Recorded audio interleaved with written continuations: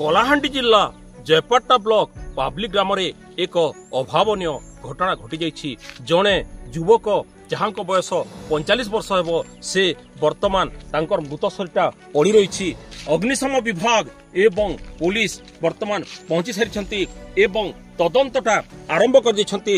तदंत परे जना पड़िबो ताहा हत्या न आत्महत्या। आम गहण रे तांकर संपर्क लोक अछंती। सीधा सलग तांकर प्रतिज्ञा नबा से कोन कहउछंती सर आपन परिचय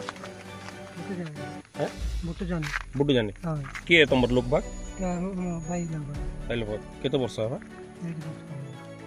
केबे निखोजी थिले रातनु निखोजी थिले। देखंतु आम गहण तांकर संपर्क थिले से कहवा अनुଯାयी से कालठू निखोज थिले। आम गहण रे जो फायर ऑफिसर अछंती सीधा सल तांकर मध्ये प्रतिज्ञा नबा सर आपन परिचय असिस्टेंट स्टेशन ऑफिसर भरत करकर जयपाटना दमकल केन्द्र। आमको राति 12:30 रू फोन आसला जे पाबली ग्राम पाबली केनाल रे गोटे लोकटा भासी जाऊँगी बोलिकी आम खबर पाई सागे सागे गाड़ी और स्टाफ धरिक घटनास्थल आसिक पहुँचलु। आसिक तदंत कर देखला पानी 100टा करेन्ट अच्छी।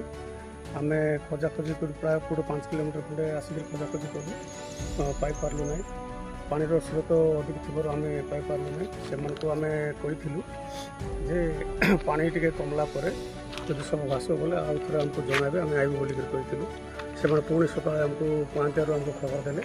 खबर देला आउ थे आम आसिक से पाखे अच्छु। एवं जाए से पुलिस आसी ना। पुलिस आइला आम सबको गाड़ी पुलिस हेडावर कर देखंतु आम गहण रे जयपाटना दमकल विभाग ऑफिसर थिले। से कहवा अनुଯାयी काली 8टारे से माने 112 इमरजेंसी रो खबर पाइथिले एवं खोजाखोजी करथिले। 5 किलोमीटर पर्यंत से माने खोजाखोजी थिले किंतु पानीर स्रोत प्रखर थिबा जोगु सेही खोजाखोजी रे तांकर बाधाप्राप्त हैला। बाधाप्राप्त हवा फल से माने आज सकाळू से गाँ लोके खबर देले जे गोटे शव भासमान अवस्था अच्छी। वर्तमान घटनास्थल रे दमकल विभाग आसी पहुंची जाइछंती एवं पुलिस मध्य घटनास्थल रे पहुंचीबा पई से माने वर्तमान में फोन करथिनु।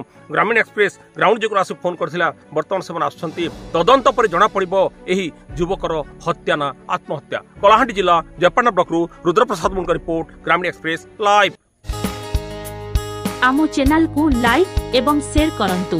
ग्रामीण एक्सप्रेस लाइव गारे हेउ बा सहर रे सर्वदा आपणक साथी रे